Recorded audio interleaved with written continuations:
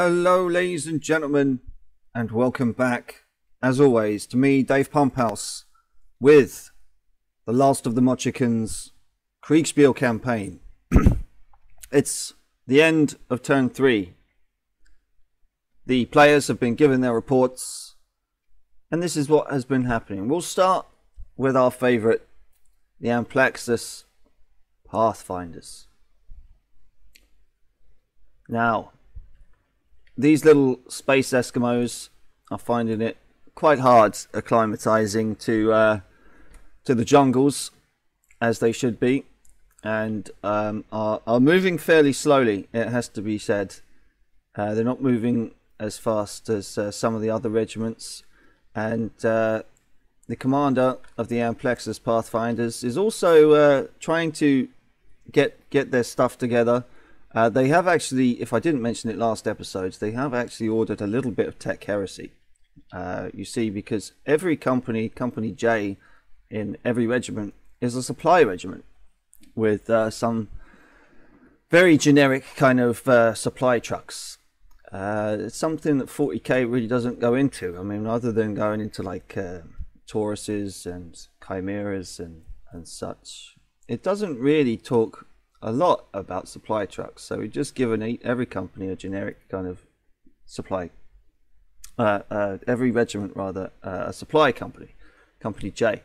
So the Amplexus Pathfinders, the commander, they're always one to think outside the box.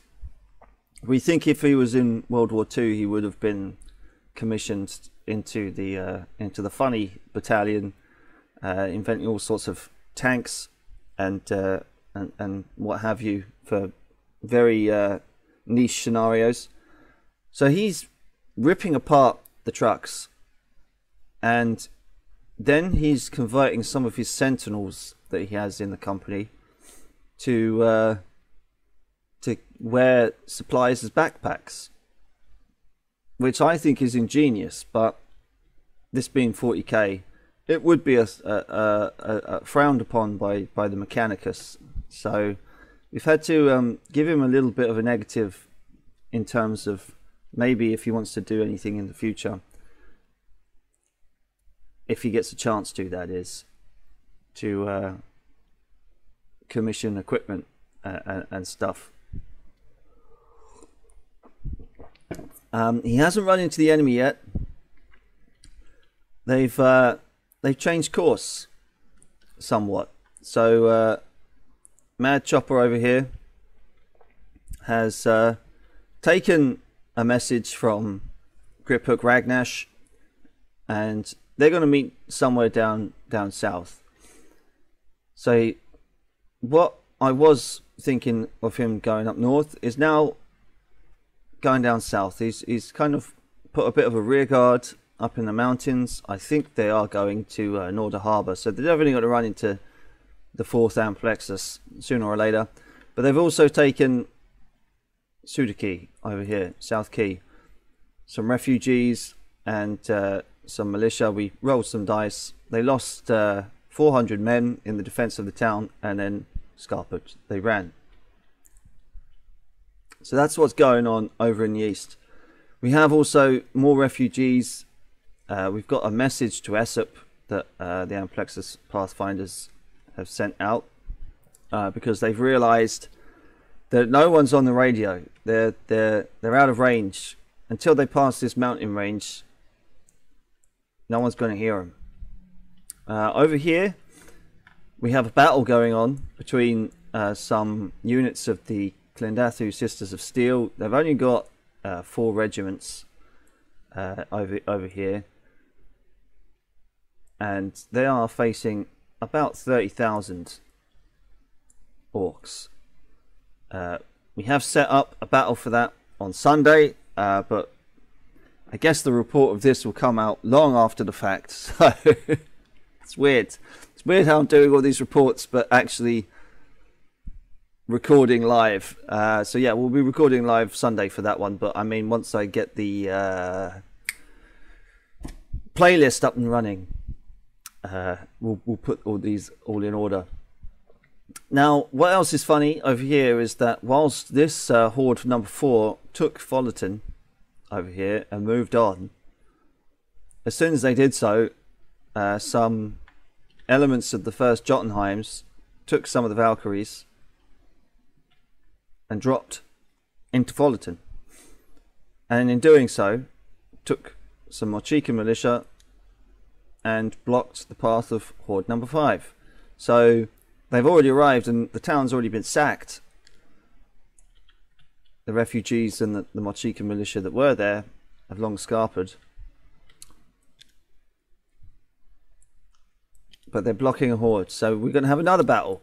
That one hasn't been arranged quite just yet, but maybe we'll do it either Saturday or Sunday. Meanwhile, we've got the hordes slowly moving through the jungle. If I didn't mention before, these hordes have got squiggoths, because coming up the trail, we've got Leaf Hussars.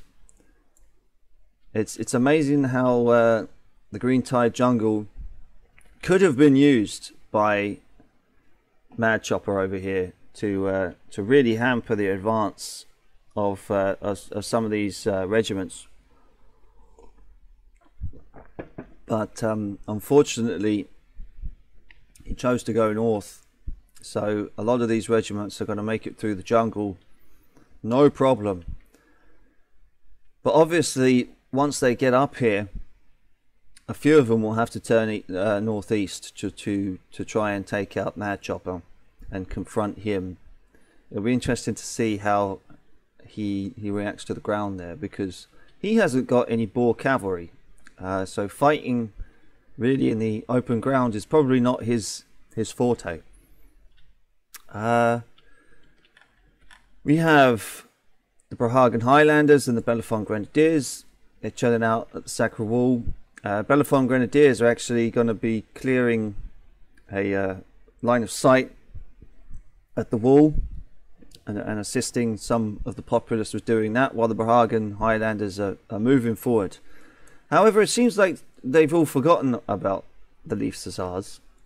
They don't really talk to them that much, because they're still worried about ambush in the Green Tide jungle. So you would have thought, if the Leaf Hussars would communicate with everyone and tell them that they're fine, then it shouldn't be too much of a problem. The Peregrinatio Pergatonius, they've managed to raise 1,400 unarmed Motch'Ikan militia from doing the rounds so far.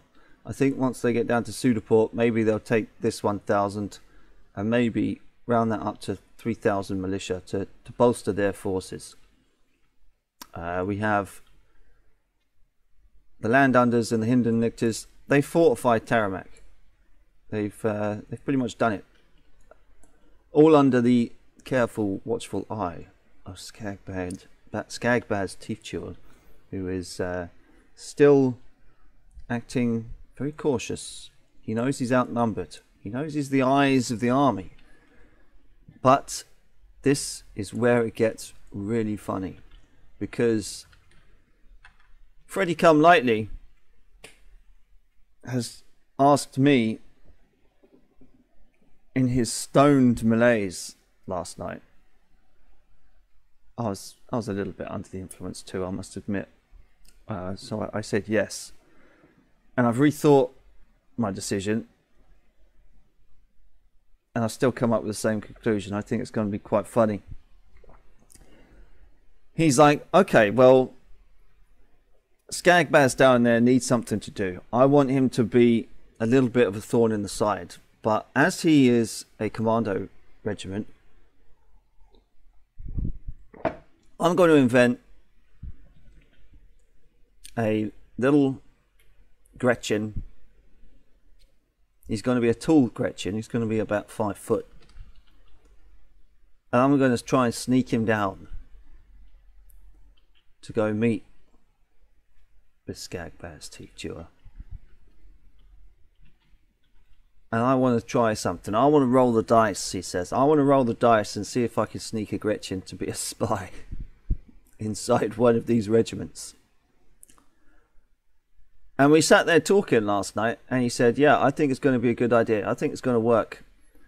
And the more we talked, the more a face kind of appeared for this Gretchen. And we've come up with an idea of Noam Chomsky.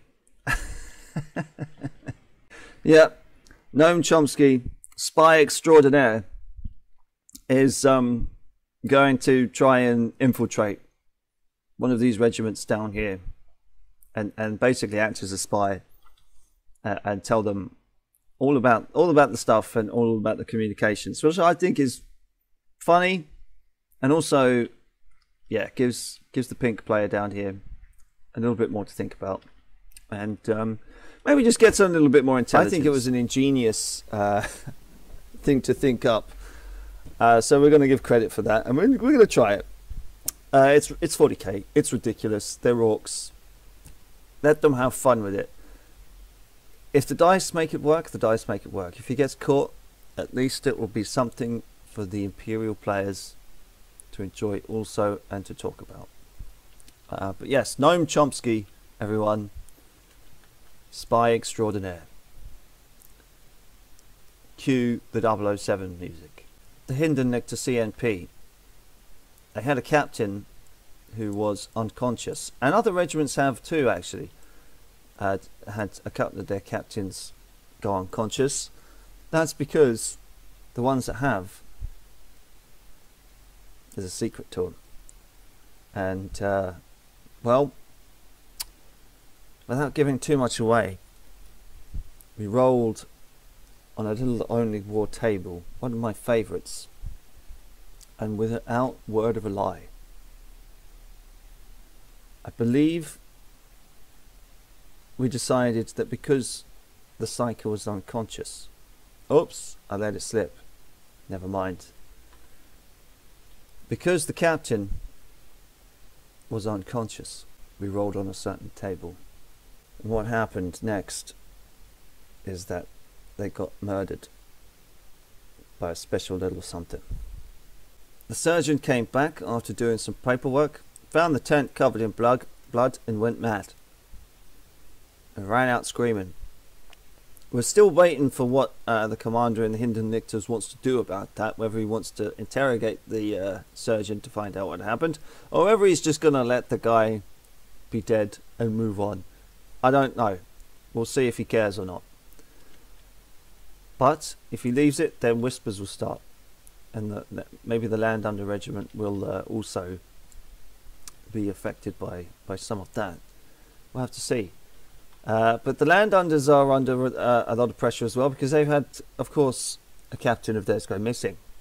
Why has he gone missing? Well, you'll have to wait and see. But they've sent Company B back to go find him under the XO. Will they find him? Only time will tell.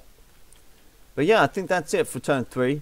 2 battles, not bad. It's heating up. We'll probably have a battle in turn 4. And then we'll find out the conclusions of what happens here. I think maybe the Sisters of Steel might be in a little bit of trouble.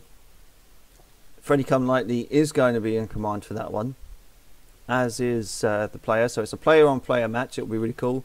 But as Freddie Come Lightly isn't over in Followton, I'm going to try and bot these and see if the first Jotunheims can maybe hold it together.